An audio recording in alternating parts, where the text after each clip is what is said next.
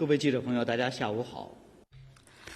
Friends from the press, good afternoon. Welcome to the press conference. First, I would release a piece of information at the invitation of Mohammed Old Sheikh Ghazali, President of Islamic Republic of Marwana, President Xi Jinping's special envoy and vice chairperson of the National Committee of the Chinese People's Political Consultative Conference, Wang Guangqing, will attend President Ghazali's inauguration in Naukhoch, the capital of Marwana, on August 1st. Now, please, the floor is open for questions.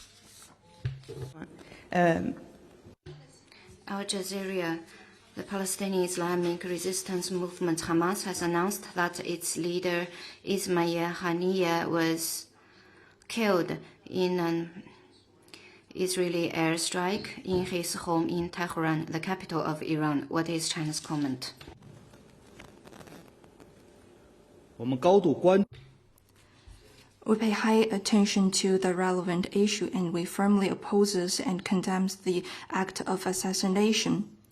And we feel worried to the fact that this issue may cause a possible escalation and turbulence in this region. China always believes that we should settle the regional disputes through the negotiation and dialogue. A comprehensive and permanent ceasefire in Gaza should be realized at an early date and avoid the further escalation of the conflict and confrontation. Next question, please.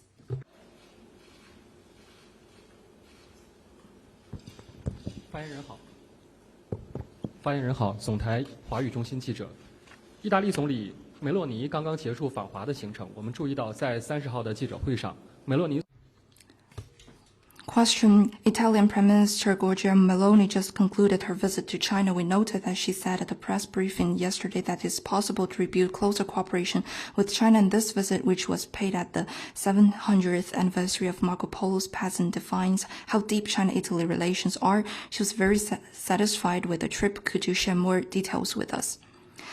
At the invitation of Premier Li Qiang, Italian Prime Minister Giorgia Meloni paid an official visit to China from July 27th to 31st. In Beijing, President Xi Jinping met with her, Premier Li Qiang and Chairman Zhao Luji of the Standing Committee of the National People's Congress held talks and met with her. The visit is paid at the 20th anniversary of the Comprehensive Strategic Partnership between China and Italy. The two countries issued an action plan 2024 to 2027 to strengthen comprehensive strategic partnership. They stressed that the two countries stand ready to carry forward the Silk Road spirit that dates back centuries, deepen mutually beneficial cooperation, promote mutual learning among civilizations, elevate the bilateral relations, and make greater contributions to a peaceful, stable, and prosperous world. During the visit, the two prime ministers attended the opening ceremony of the 7th meeting of the China-Italy Entrepreneurs Committee and witnessed the signing of a number of bilateral cooperation documents on industry, education, environmental protection, geographical indications, and food safety. Prime Minister Meloni also visited Shanghai. During the meetings and talks, the leaders of the two countries had an in-depth exchange of views on the China-Italy relations, China-EU relations, and the international landscape.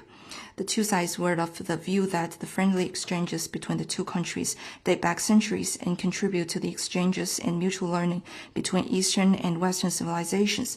These exchanges will carry forward the tradition of friendship between the two countries, maintain momentum of high-level exchanges, enhance political mutual trust, and make the bilateral relations more resilient, mature, and stable. Italy reaffirmed this commitment to the One China policy. The two sides agreed to make full use of the China-Italy Government Committee and dialogues and platforms in various fields, and to step up practical cooperation in such areas as trade and investment, industrial manufacturing, technological innovation, green energy, and artificial intelligence. This year marks the 700th anniversary of Marco Polo's passing. The two countries will take it as an opportunity to deepen exchanges and cooperation in culture, education, tourism, sports, and other fields, and further strengthen the bond between the two countries.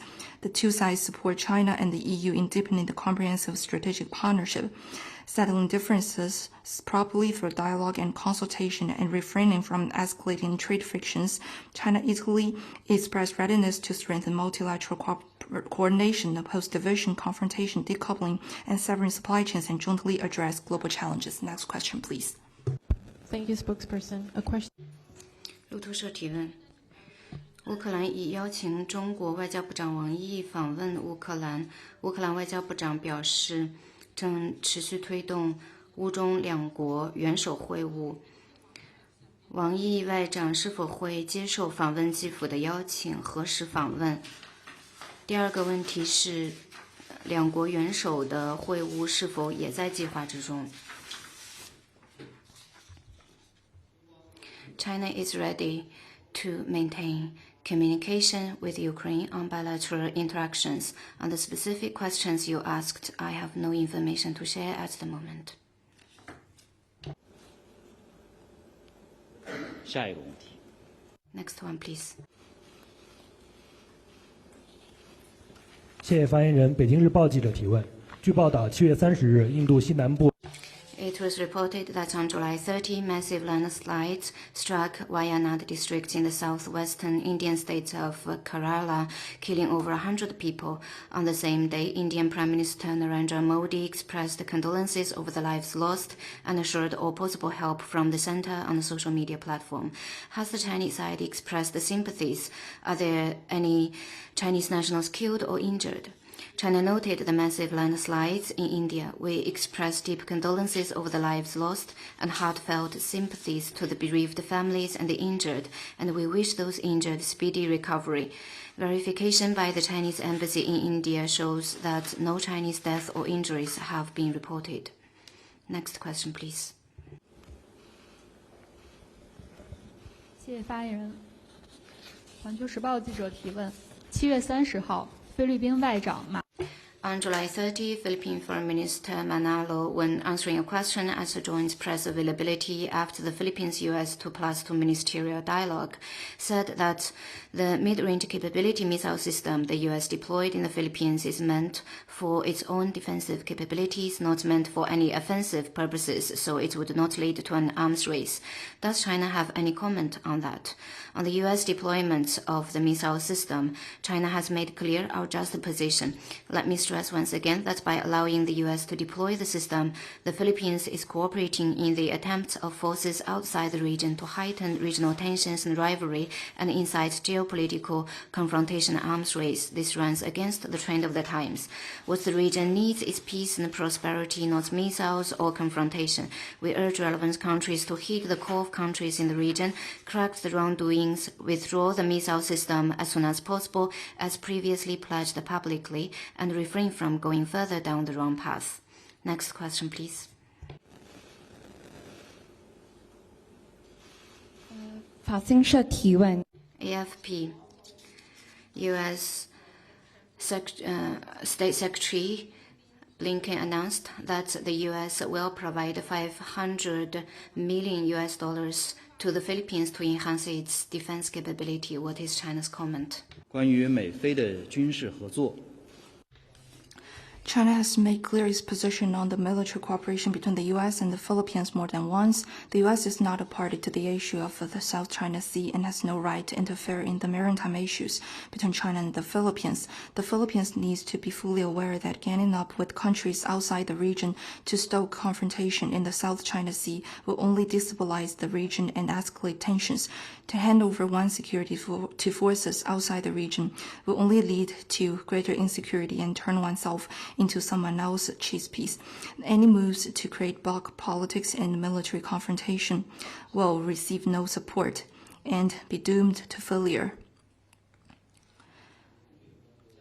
Relevant countries need to know that the only effective way to protect one's own security and keep the region peaceful and stable is to nurture good neighborliness, return to dialogue and consultation, and uphold strategic independence.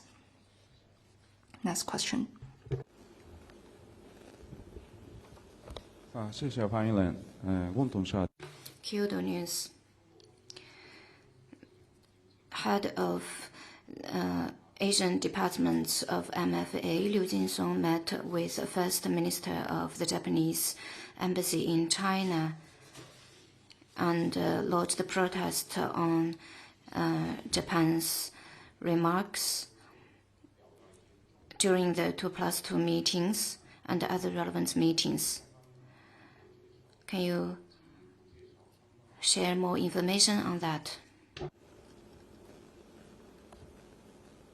关于你提到的约见和交涉的活动， On what you have mentioned, we have released the readout you could refer to. Yesterday, I also have stated our position on this extended deterrence and a series of the negative statement on China.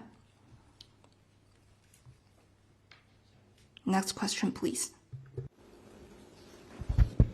Thank you, spokesperson. Another question from Reuters. 路透社，拜登政府计划公布一项新的规定，该规定将扩大美国的权利，阻止一些国家向中国芯片制造商出口半导体制造设备。这是路透社援引消息人士的话报道的。出口关键芯片制造设备的盟国包括日本、荷兰和韩国将被排除在外。中方对此有何看法？中方已多次就 China made clear its position more than once on the U.S. malicious attempts to block and suppress China's semiconductor industry. The U.S. overstretches the concept of national security, politicizes trade and tech issues, and uses them as weapons to tighten control over chip export to China and coerce other countries to go after China's semiconductor industry, which seriously undermines international trade rules, destabilizes global industrial and supply chains, and serves no one's interests. China firmly opposes it. Let me stress that containing and going after China will not stop its development, but will only make China more determined and capable in pursuing self-reliance and tech innovation. China will closely follow the developments and firmly safeguard its legitimate rights and interests. We hope relevant countries will firmly resist coercion and jointly uphold a fair and open international trade order to protect their own long-term interests. Next question. 谢谢发言人。香港中评社记者提问：据报道，台湾地区领导人赖清德30日在对 Question is reported that the leaders of the Taiwan region, Lai Ching-te, said on July 30th at the meeting at the summit of the Interparliamentary Alliance on China that the Chinese mainland misinterprets the UNGA Resolution 2758 to impede Taiwan's efforts to take part in international organizations and to construct a basis for China's military aggression against Taiwan. What's your comment? There's but one China in the world. Taiwan is an inalienable part of China's territory. This is an undeniable fact. The UNGA Resolution 2758 settled once and for all the question of the representation of the whole of China, including Taiwan, in the United Nations. The resolution made it clear that there is but one China in the world, and Taiwan is part of China, not a country. It also made clear that there is only one seat of China in the United Nations, and the representatives of the government of the People's Republic of China are the only lawful representatives of China to the United Nations, precluding the two Chinas or one China, one Taiwan. The one China principle is observed by the UN and its specialized agencies on the Taiwan question. Taiwan is referred to as Taiwan Province of China in all UN official documents. It was clearly stated in the official legal opinions of the Office of Legal Affairs of the UN Secretariat that the United Nations considers Taiwan as a province of China with no separate status, and the authorities in Taipei are not considered to enjoy any form of government status. The UNGA Resolution 2758 was yet another unequivocal recognition of the One China principle, which is a universally recognized norm in international relations and a prevailing consensus in international community. How can anyone talk about Taiwan's participation in international organization as a given? I would like to stress again that the One China principle is unshakable, and the trend of China realizing reunification is unstoppable. Taiwan independent separatism is a dead end. Whatever the Lai Ching-te authorities say or do, it does not change the fact that both sides of the Taiwan Strait belong to one and the same China. The legal status of the UNGA Resolution 2758 and still less the historical trend that China will and must achieve reunification. Next question. 还有其他问题吗？ Is there any other question? 感谢大家。 Thank you for attending the press conference. We'll meet you tomorrow. Thank you.